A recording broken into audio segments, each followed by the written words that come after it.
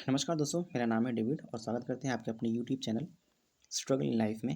जैसे कि आप सबने देखा कि आज जो आपकी टॉपिक है यूपी पुलिस कांस्टेबल एग्जाम 2024 की जो हिंदी की क्लास है वो आपके लिए लेके आए हैं और बहुत ही ये आपके लिए यूज़फुल होने वाला है। क्योंकि अगर आपने देखिए, मैं ये नहीं कहता कि आप मेरे से पढ़ो, ठीक है, आप जहाँ से भी पढ़ें आपका सिलेक्शन होना चाहिए, बस मैं इतना चाहता हूँ। बस और कोई बात नहीं है, आपका सिलेक्शन ही हमारे लिए बहुत ही क्या नाम है ज़रूरी है, ठीक है। उन उन बच्चों को मैं कह रहा हूँ कि जो बच्चे मन लगाकर रात दिन पढ़ाई की है और अभी भी वो वेट ही कर रहे होंगे कि जिनका क्लास शुरू होगा, जिन चैनल से, जिन इंस्टीट्यूट से वो जुड़े हैं, जिन इंस्टीट्यूट से वो जुड़े हैं, उनका वेट कर रहे होंगे कि क्लास कब आए। बट आप लोग अगर मेरे से पढ़ रहे हो तो आपको ये घबराने की बात नहीं है, क्योंकि मैंने जो आपका सारा टॉपिक कवर करवाना है, अगर इससे मैं कहता हूँ ना, अगर इससे एक भी प्रश्न इधर का उधर होता है, चाहे सेम क्वेश्चंस ना आए, लेकिन आपको ऐसे ढंग से पढ़ाया जाएगा कि आपको इससे ज़्यादा कुछ पूछेगा नहीं कहीं से भी एग्ज़ाम में, इससे ज़्यादा नहीं पूछा जाएगा। तो जो भी चीज़ें हैं यहीं से आएंगे और यहीं से आने वाले ही हैं आपको, ठीक है। तो नो प्रॉब्लम, आप टेंशन ना लें, ठीक है। तो हम बात करते हैं अपने क्वेश्चंस की, ज़्यादा बात नहीं कर पाएंगे, ठीक है, बातें नहीं, क्योंकि समय ज़्यादा हो चुका है और आपके एग्ज़ाम भी नज़दीक हैं, ठीक है। तो बात ज़्यादा नहीं करेंगे हम। तो आज का जो हमारा क्वेश्चन है, निम्नलिखित में से कौन सी क्रिया प्रेरणार्थक है। क्या लिखा है, कौन सी क्रिया है जो प्रेरणार्थक है, कौन सी क्रिया है जो प्रेरणार्थक है, बताइएगा। देखिए, जो आपकी क्रिया है वो प्रेरणार्थक कौन सी है। देखिए, जगाना क्या होता है, इसको भी हम प्रेरणार्थक ही कहेंगे। सिखाना ही क्या होगा, उसको भी प्रेरणार्थक करेंगे। लेकिन जो होता है प्रेरणा देना, बुलाना, क्या है, बुलाना जो आपका है, ये बुलाना जो है आपका, ये आपका प्रेरणार्थक हो जाएगा। क्या हो जाएगा आपका, ये प्रेरणार्थक हो जाएगा। Option C is the correct answer आपका होगा, ठीक है ना। अब बात करते हैं। एक ही क्वेश्चन और का दूसरा नंबर का क्वेश्चन बनता आपका है, उसे रेडियो जाने, क्या लिखा है, उसे रेडियो ले जाना है वाक्य में कारक पहचानिए। उसे रेडियो ले जाना है वाक्य में क्या है, कारक पहचानिए। देखिए, दिए गए वाक्य में कारक, ठीक है, दिए गए वाक्य में किसकी बात की गई है, कारक की। किसकी बात की गई है, कारक की। कारक की बात की गई है। यह रेडियो शब्द का प्रयोग हुआ है, किसका हुआ है, रेडियो शब्द का। किसका प्रयोग हुआ है, रेडियो, रेडियो शब्द का प्रयोग हुआ है। किसका प्रयोग, रेडियो शब्द का प्रयोग हुआ है।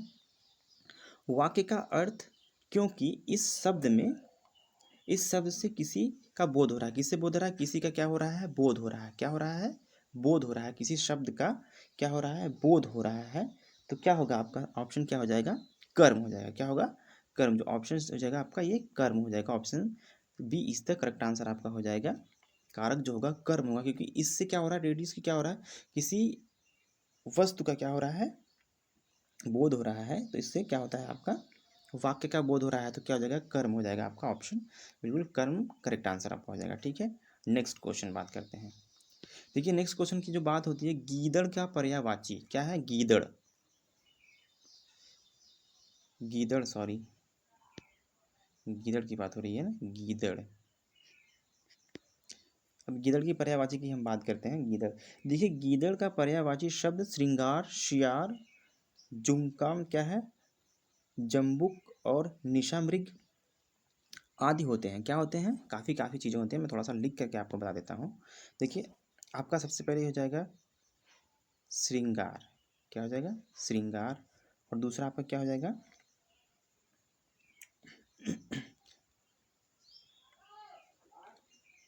सियार, ठीक है। इसको स्क्रीनशॉट ले लीजिएगा आप, थोड़ा सा मिटाना पड़ेगा हमको, ठीक, कोई बात नहीं, नहीं मिटाते हैं, आप मिटाएंगे नहीं, ठीक है।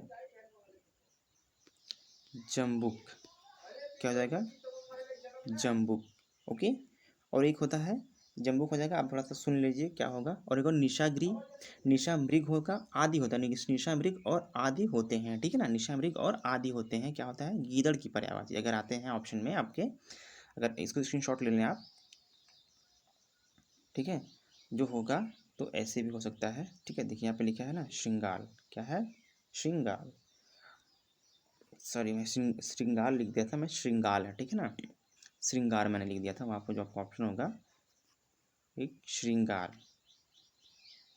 ठीक है, आपका ऑप्शन होगा, बाकी जो चीज़ें लिखी थी वो बिल्कुल आपका करेक्ट है। ठीक है, नेक्स्ट क्वेश्चन पे चलते हैं हम। आप देखिए, निकेतन का पर्यायवाची क्या होगा? निकेतन किसका पर्यायवाची है? जो निकेतन जो है पुष्प का है या पर्वत का है या घर का है या फिर आकाश का, बताइएगा। इनमें से वो किसका पर्यायवाची है? पर्यायवाची शब्द है, बताइएगा इनमें से किसका पर्यायवाची शब्द है। देखिए, निकेतन के अन्य पर्यायवाची घर, निकेतन, भवन और आलय। क्या होगा? आलय। आलय भी होगा। और अब क्या एक होता है निवास, निवास भी होगा आपका। ठीक है, और क्या होगा आपका एक निवास की जगह पे गेह। क्या होगा? गेह, गेह भी होगा। और एक का होगा सदन। ठीक है, सदन होगा आपका, सदन भी होगा। अगारा। क्या होगा? अगार। ठीक है, अगार भी आपका होगा। आयतम होगा, आवास होगा, निलय होगा, धाम होगा। ठीक है ना, जो ये निकेतन जो पर्यायवाची है, ये इतना होता है पर्यायवाची। ठीक है ना, तो जो आपका ऑप्शन होगा, option C is the correct answer आपका हो जाएगा, घर। ठीक है, देखिए ये बात हम थोड़ी सी कर लेते हैं। ठीक है, यहाँ पे देखिए है, निम्नलिखित में से कौन सा वाक्य शुद्ध है? देखिए, निम्नलिखित में से कौन सा वाक्य शुद्ध है? यहाँ अपने हस्ताक्षर कर दीजिए, यहाँ अपना हस्ताक्षर लिखिए, यहाँ अपने हस्ताक्षर कर दीजिए, अपने हस्ताक्षर कर दीजिए, यहाँ अपना हस्ताक्षर बना दीजिए। बताइएगा इनमें से कौन सा जो होगा, जो शुद्ध होगा। देखिए, जो शुद्ध होगा आपका option C is the correct answer आपका हो जाएगा, यहाँ अपने हस्ताक्षर कर दीजिए।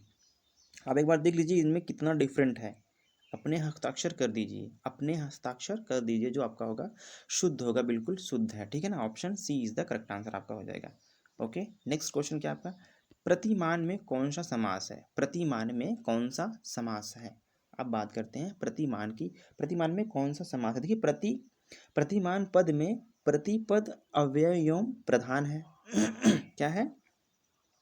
प्रतिमान में जो आपका प्रति होगा, ये क्या है? पद प्रधान है। क्या है ये? पद अव्यय एवं प्रधान है। क्या है? अव्यय एवं प्रधान है, प्रधान है ये प्रधान है आपका। ठीक है, थोड़ा सा एक सेकेंड, मैं थोड़ा सा इसको ठीक से करता हूँ। ओके, ये प्रधान है। ओके ओके ओके ओके, ये क्या हो जाएगा? प्रधान पद है। ठीक है, अब यहाँ पे हम बात कर लेते हैं थोड़ी सी और डिटेल की। देखिए, प्रतिमान पद में प्रति पद अव्यय एवं प्रधान है, अंतः पद में अव्ययी भाव। क्या है? अव्ययी भाव समास है। क्या होगा? अव्ययी भाव क्या होगा? समास होगा। ऑप्शन डी इज द क्या हो जाएगा आपका करेक्ट आंसर हो जाएगा, अव्ययी भाव समास जो होगा। ये प्रतिमान का जो समास है, ये अव्ययी भाव है, अव्ययी भाव समास है। ठीक है ना, नेक्स्ट क्वेश्चन क्या होता है आपका? रिक्त स्थान के लिए उपयुक्त शब्द क्या होगा? मैंने अपने भाई को, क्या लिखा है यहाँ पे? मैंने अपने भाई को संदेश भेजा कि सोमवार को हमसे मिलने आना। क्या? हमसे मिलने आना। ऑप्शन बी क्या हो जाएगा आपका करेक्ट आंसर हो जाएगा यहाँ पे, संदेश। ठीक है, ऑप्शन बी, इसको स्क्रीनशॉट चाहे ले लें या फिर चाहे तो आप लिख लें, कॉपी और पेन लेकर बैठें, क्योंकि ज़रूरी है आपको लिखना। ठीक है, ऑप्शन जो बी होगा इसका करेक्ट आंसर आपका हो जाएगा। ठीक है ना, नेक्स्ट क्वेश्चन क्या है? ये भी ऐसा ही क्वेश्चन इसमें भी देखिए दिया गया है। एक सेकेंड, आपको दिखेगा नहीं ना। रिक्त स्थान के लिए उपयुक्त शब्द क्या होगा? मैंने गाने का अभ्यास, क्या था?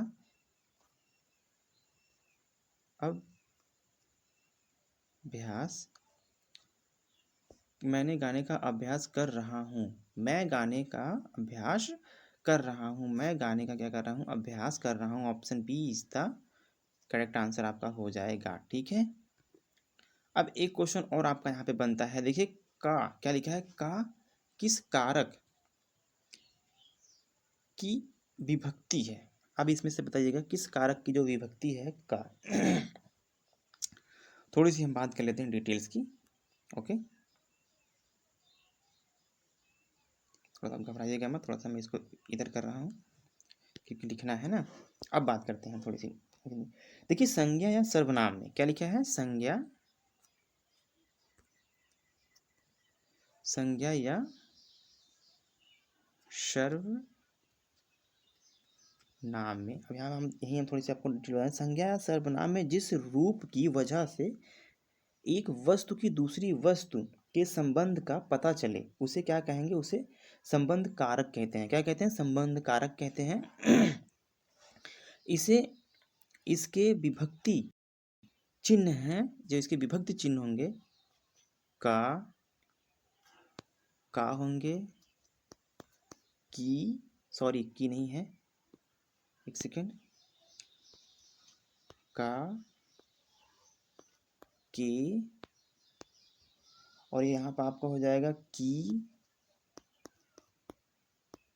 हो जाएगा, और आपका एक हो जाता है रा, ठीक है, रे हो जाएगा और री हो जाएगा, ठीक है ना। री ये जो होगा आपका आदि होते हैं, जो क्या आपका होता है, आप इसको स्क्रीनशॉट ले लें पहले।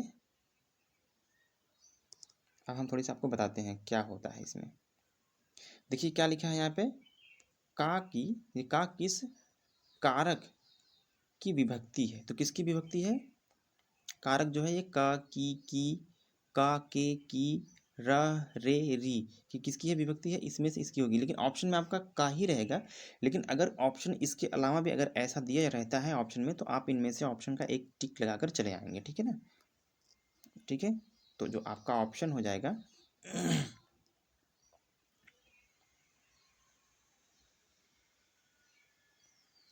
संबंध जगह किसका होता है, संबंध की। इसमें कारक जो है का की जो है ये संबंध की है। आप ठीक है लगा दीजिएगा इसमें, ठीक है ना। संबंध वाचक है ये, क्या है, एक ये संबंध कारक है। क्या है, संबंध कारक इसको कहते हैं, संबंध कारक। का की मतलब का किस, जो लिखा है का किस कारक की विभक्ति है, तो ये संबंध कारक, संबंध की विभक्ति है, ठीक है ना। देखिए नेक्स्ट क्वेश्चन आपका बनता है क्या, निम्नलिखित में से क्या लिखा है, निम्नलिखित में से कर्ता कारक की विभक्ति है। ने क्या है, ने हो जाएगा, क्या हो जाएगा, ने हो जाएगा आपका, ठीक है। नेक्स्ट क्वेश्चन आपका, देखिए नेक्स्ट क्वेश्चन आपका है, निम्नलिखित में से निम्नलिखित में से कौन सा शब्द पुल्लिंग है।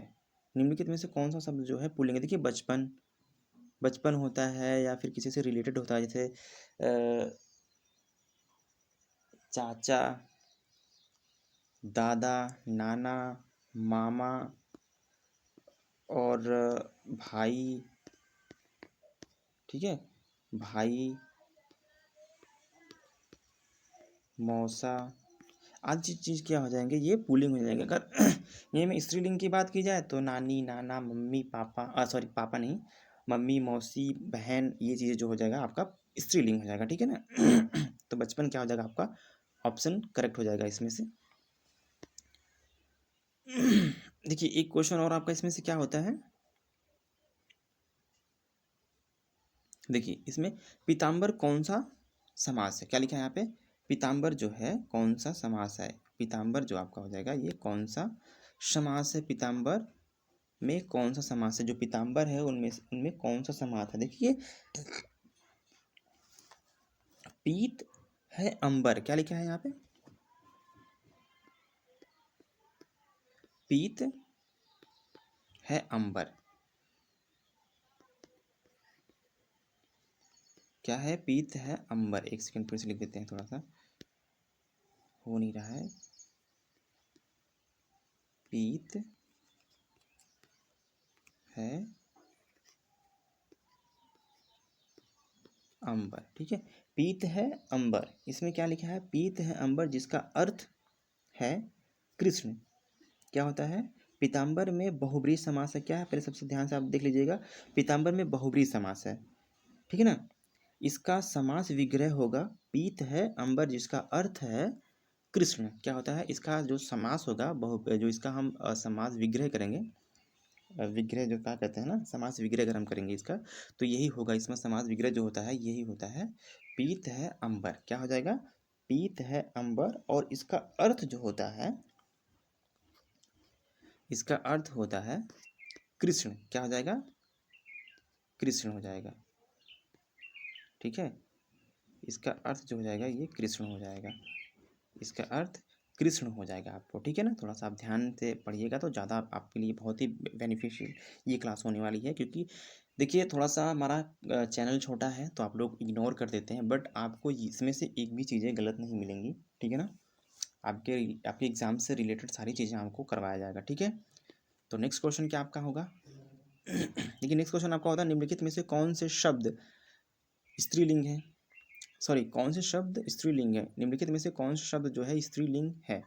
क्या है ये? वकालत। क्या होगा? वकालत क्या होता है? ये आपका स्त्रीलिंग हो जाता है। ठीक है, नेक्स्ट क्वेश्चन आपका वस्त्र का पर्यायवाची वसन क्या होता है? वसन होता है। वस्त्र का पर्यायवाची क्या हो जाएगा? वसन हो जाएगा।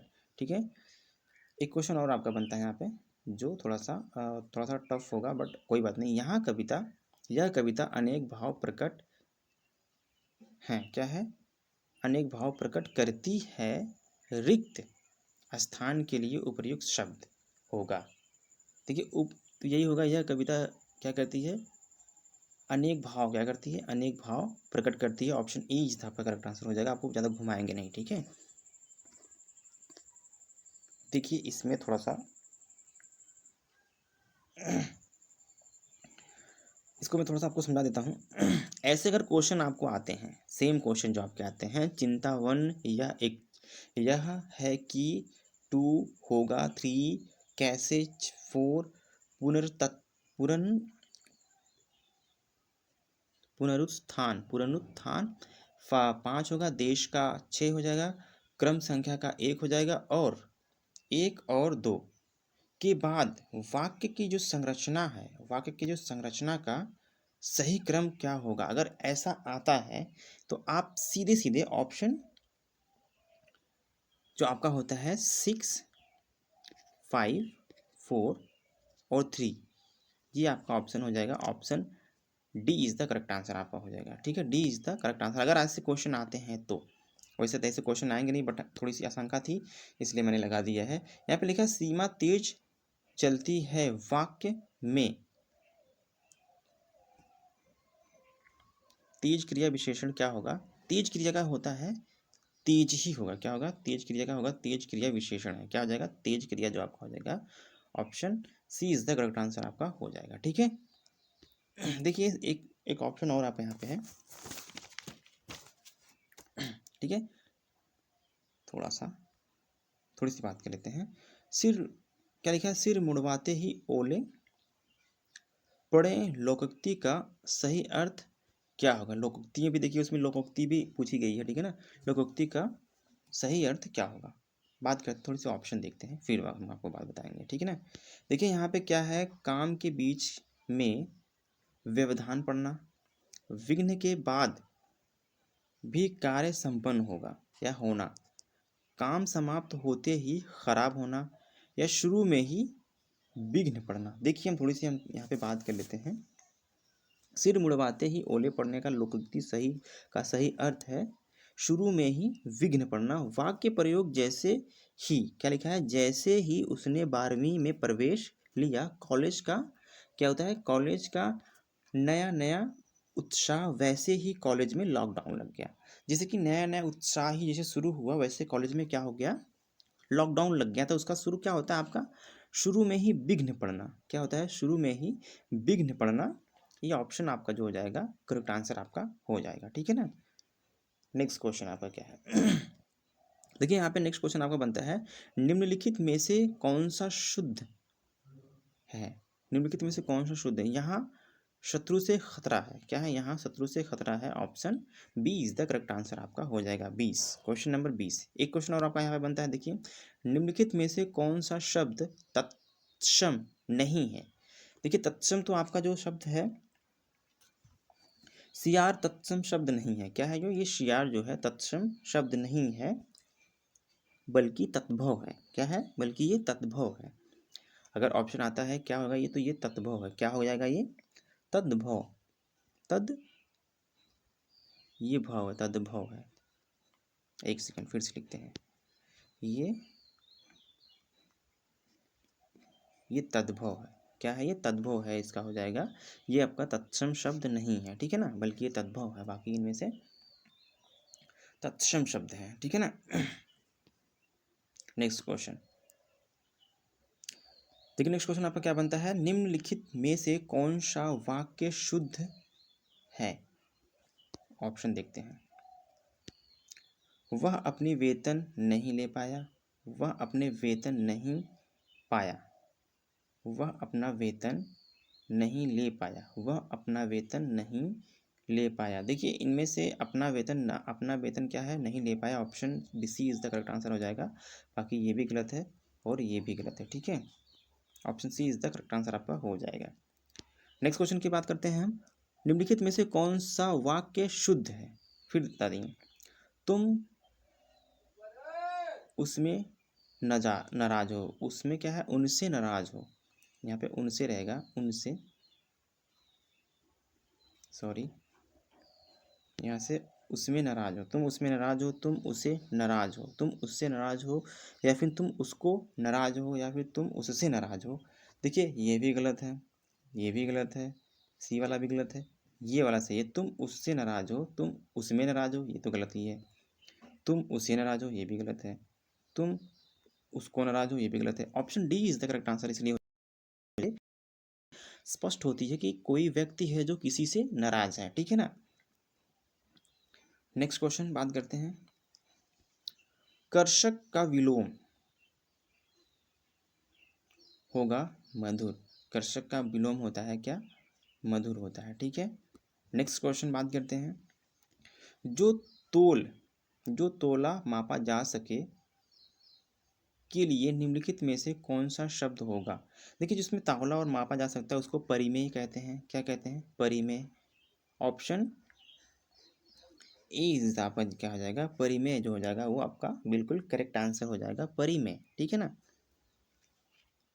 यहाँ पे देखिए लिखा है परिमेय, ठीक है। परिमेय जो आपका हो जाएगा ये आपका करेक्ट आंसर आपका हो जाता है, परिमेय। नेक्स्ट क्वेश्चन की हम बात करते हैं। क्वेश्चन नंबर 25 देखिए, खान पान में कौन सा समास है? देखिए खान पान में तो सबसे पहले आप देख लीजिएगा ये द्वंद्व समास है। थोड़ी सी हम डिटेल्स की बात करते हैं। खान पान में द्वंद्व समास है, अन्य विकल्प असंगत है। खान पान का जो समास विग्रह होगा, खान और पान होगा। क्या होगा? खान और पान, इसका समास विग्रह होता है। क्या होता है? समास विग्रह,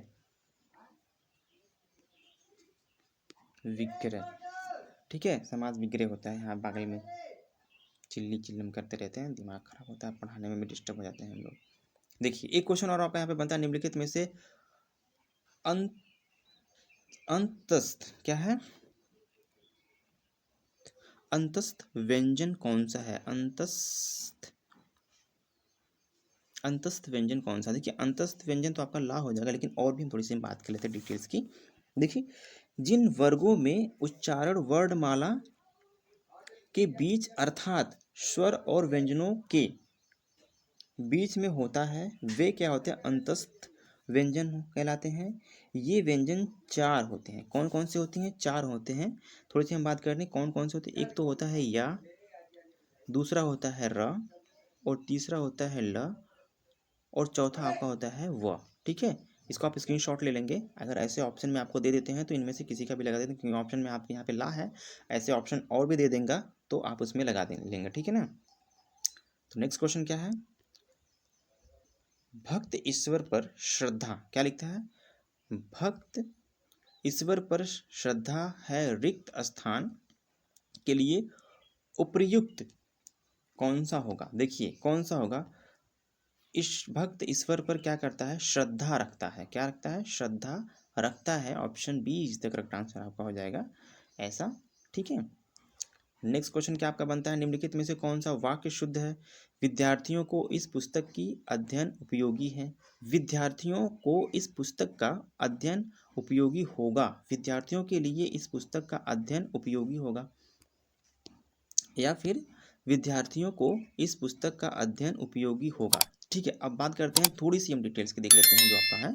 देखिए, ये जो विद्यार्थियों के लिए इस पुस्तक का अध्ययन उपयोगी होगा, जैसे कि कोई विद्यार्थी है, अगर उसके लिए कोई एक ऑप्शन, मतलब जैसे कि यही आप लेवल देख लीजिएगा, ये क्लास आप लोगों के लिए क्या है, उपयोगी है। क्या है, आप लोगों के लिए क्या है, उपयोगी है। तो इसमें से आपका option C is the correct answer आपका हो जाता है सी, विद्यार्थियों के लिए इस पुस्तक का अध्ययन। अगर इस पुस्तक का अध्ययन करते हैं, अगर आप इस क्लास का अध्ययन करते हैं, तो ये क्या होगा, आपके लिए उपयोगी होगा। ठीक है ना, option C is the correct answer आपका हो जाएगा। आपका 29वां क्वेश्चन है। 29वां क्वेश्चन, निम्नलिखित में से कौन सा अल्प प्राण व्यंजन है? क्या है, अल्प प्राण व्यंजन। अल्प प्राण व्यंजन का मतलब होता है, अल्प प्राण व्यंजन ध्वनि का समूह। क्या होता है, ये ध्वनि, ये ध्वनियों का समूह। क्या है, समूह है, ध्वनियों का क्या है, ये समूह। क्या है, ये ध्वनियों का समूह है। कौन सा होता है ये? च, ज, सॉरी, एक मिनट आप टेंशन ना लें, इसको सही कर देते हैं। चा हो गया आपका, और यहाँ पे हो जाएगा चा, और क्या होता है, इया।